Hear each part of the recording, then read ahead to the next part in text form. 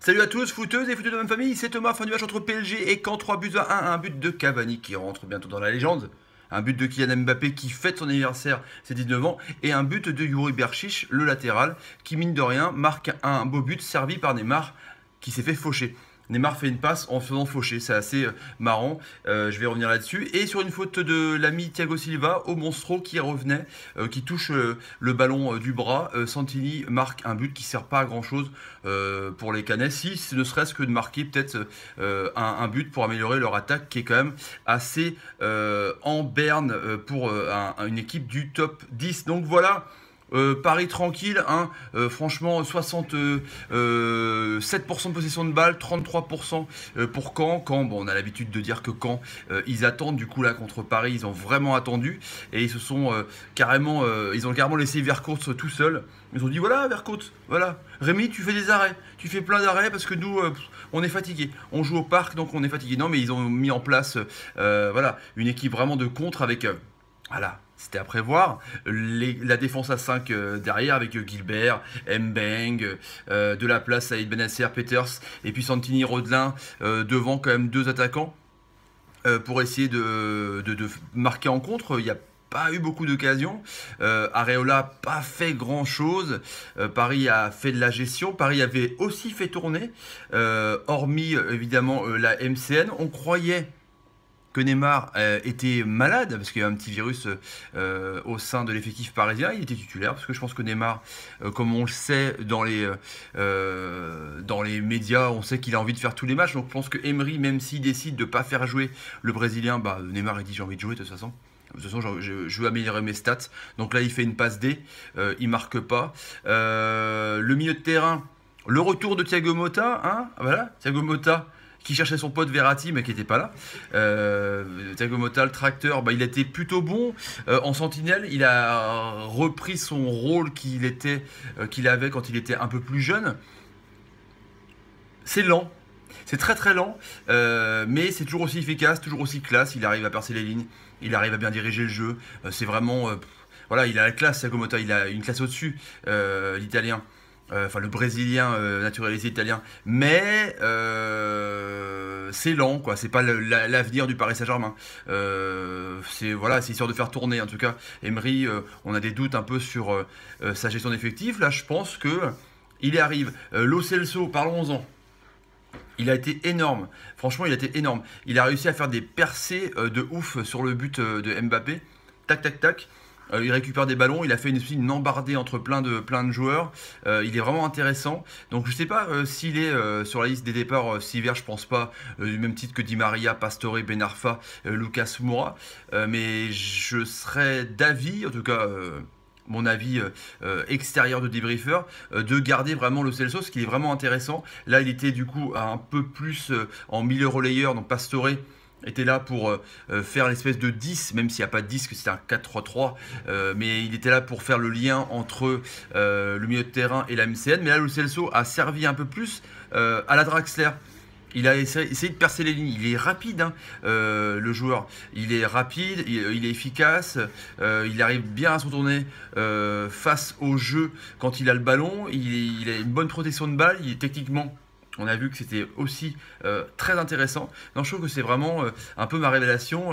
J'en parlais déjà au match précédent contre Rennes. Et là, rebelote contre Caen. Je trouve que c'est pas mal. Je pense que ce petit joueur est sur des bases, en tout cas, à la Guédèche de Valence. D'ailleurs, ils sont en train de boucler pour petite parenthèse mercato, mais Guedes, ils sont en train de boucler définitivement le transfert pour que le Guedes reste au FC Valence. Et du coup, pour 30 patates, je crois. Donc ça arrangerait le Paris Saint-Germain cet hiver pour essayer de s'arranger pour le fair play financier. Parce que voilà, le fair play financier, ils sont un peu regardants pour Paris, parce qu'ils ont dépensé beaucoup. Et ils ont vendu très très peu. Donc voilà, qu'est-ce qu'on peut dire sinon sur la défense? Berchiche a marqué son but. Meunier. Thomas Meunier, la doublure aussi, c'est intéressant. Je trouve vraiment intelligent même s'il n'a pas fait un match officiel, mais je trouve intelligent dans les déplacements. Je trouve plus physique défensivement que Alves, évidemment, j'ai envie de dire. Je ne sais pas si lui, pareil, le Belge va rester cantonné à un rôle de doublure, parce que paraît qu'il y a des gens qui diraient, voilà, ça fait beaucoup de oui, mais apparemment Meunier aimerait jouer titulaire quelque part dans un grand club. Je pense qu'il y a pas mal de grands clubs, on parle de Chelsea notamment, qui seraient intéressés par son profil. Je pense pas que Paris le vende, parce que Paris, dans ses échéances européennes, il a besoin de doublure, donc Meunier, Alves et Berchiche, Kurzawa, voilà. Les postes sont doublés par rapport aux coupes domestiques de la Ligue de France, championnat et la Coupe d'Europe. Je pense que c'est important d'avoir de latéraux. Donc je pense pas qu'il laisse sortir Meunier. Meunier donc ne fait pas la gueule comme certains.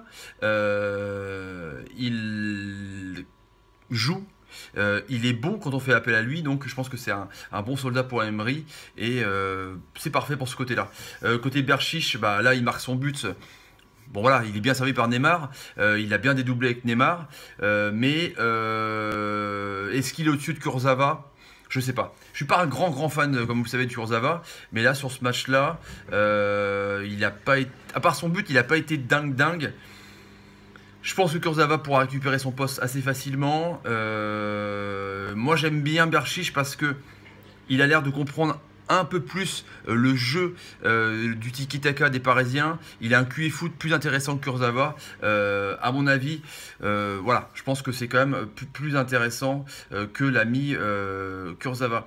Nkunku, qui a remplacé Thomas Meunier, il est le milieu de terrain parisien qui est demandé par pas mal de clubs de Ligue 1 aussi, et vraiment pas mal aussi le petit jeune. On voit que la cellule de formation parisienne aussi commence à apporter ses fruits, c'est cool. Et puis Draxler est rentré pour faire souffler Papy Mota.